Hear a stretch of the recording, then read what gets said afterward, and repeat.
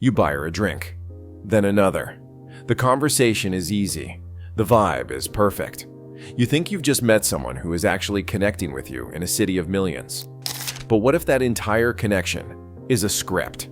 A carefully engineered performance designed to empty your wallet before you even leave the bar. In this video, we're exposing the sophisticated, almost invisible techniques used night after night. So how can a simple conversation cost you thousands before you even stand up? Scam number 5. Las Vegas thrives on fantasy, but perhaps the most dangerous illusion is not on any stage. It is sitting next to you at the bar. She appears completely ordinary, a casual outfit, nursing a drink, maybe scrolling through her phone. Nothing screams professional. That is precisely the point. The approach is masterfully crafted. She might comment on the sports game playing overhead or compliment something you are wearing. The conversation flows naturally because she is asking questions designed to extract information she can use. Your hometown, your profession, how long you are in town. Each answer helps her customize her persona to be your perfect match. For example, she might act surprised, saying, "Oh, you are from Chicago? No way. I just visited my cousin there last summer. Loved that pizza place. What was it called? Giordano's." This is not coincidence. It is calculated rapport building.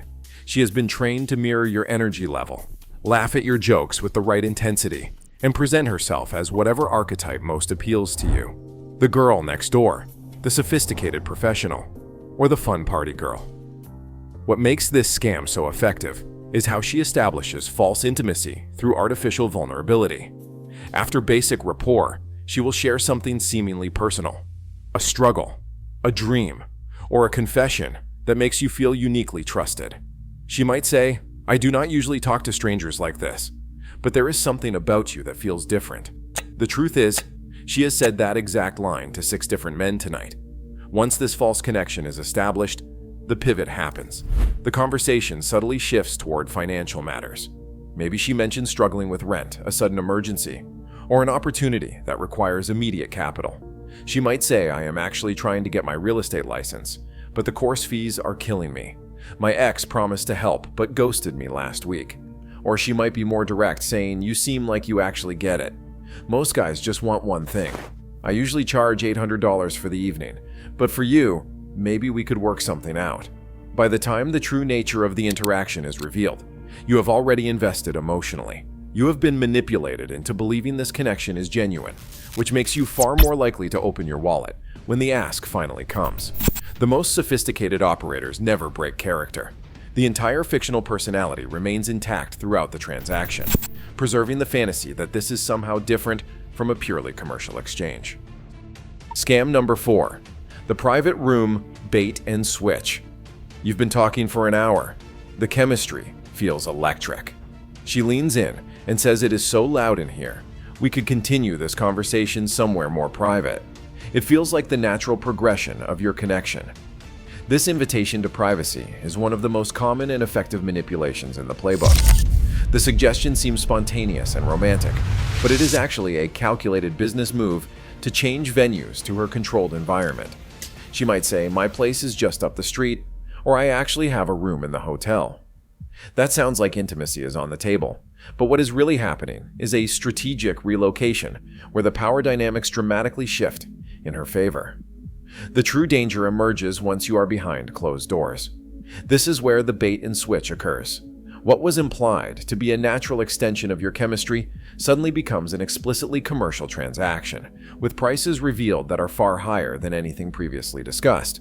She may tell you it is $1,000 for an hour, $3,000 for the night, cash only.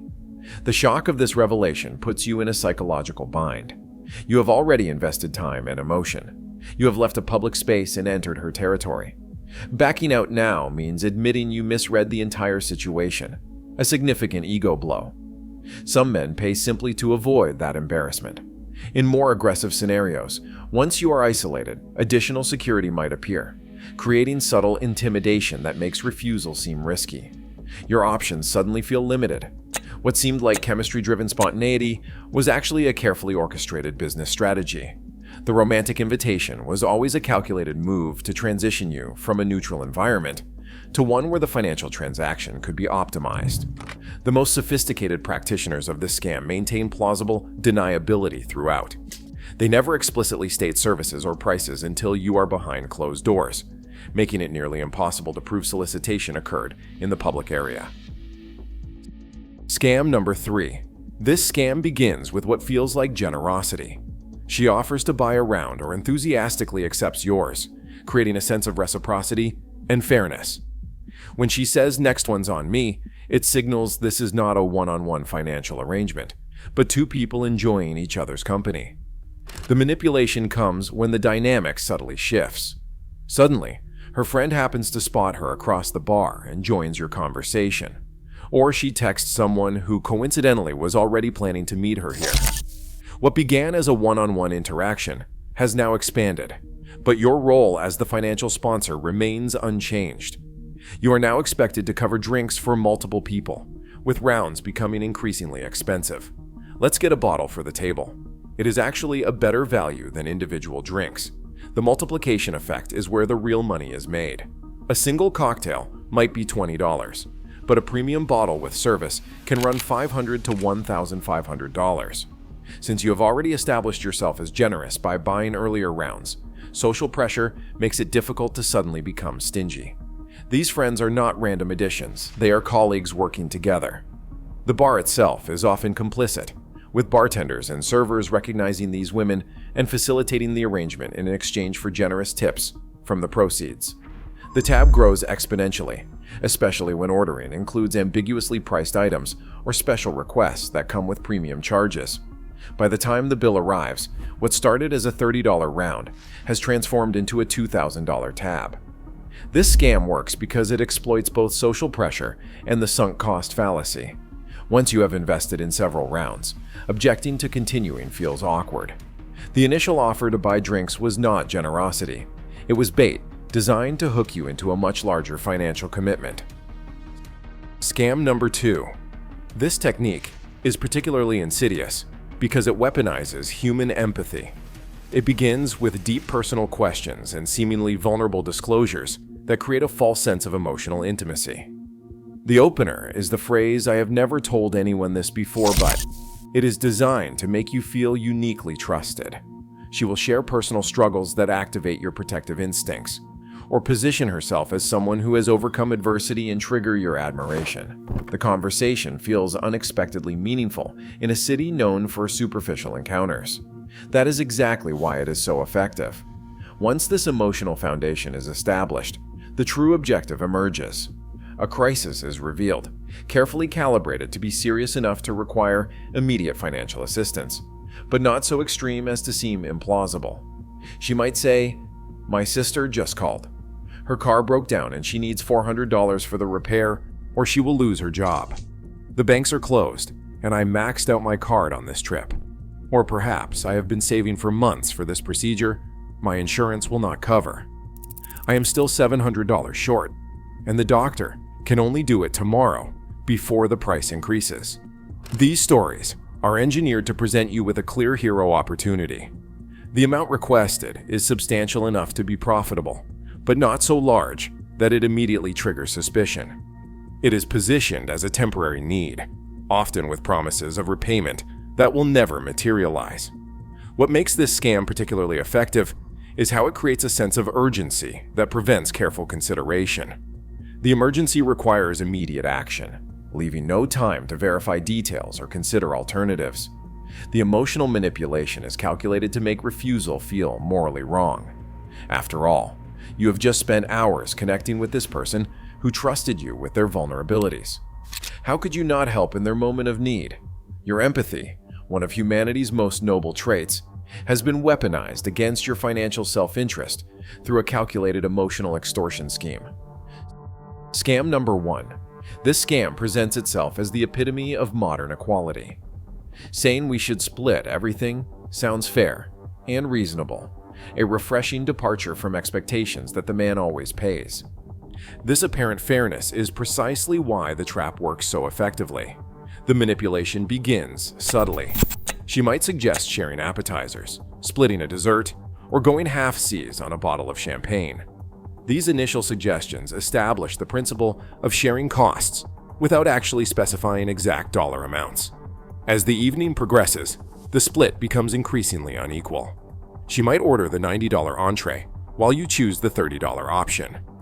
The bottle of wine she recommends is $300, not the $60 one you were eyeing. When the check comes, her definition of splitting often means you cover 80%, while she handles a token 20%. She may say she only brought $100 in cash and ask you to get the rest while she promises to Venmo you. She will claim her phone is dead. Of course, that Venmo never arrives. Additional charges mysteriously appear, perhaps special requests she made directly with the server when you stepped away, or items you never agreed to but feel awkward challenging once they are delivered to your table. What makes this scam particularly effective is the psychological commitment. Once you have agreed to the principle of splitting costs, objecting to the increasingly unfair implementation makes you appear petty or obsessed with money. Most men simply pay to avoid this social discomfort.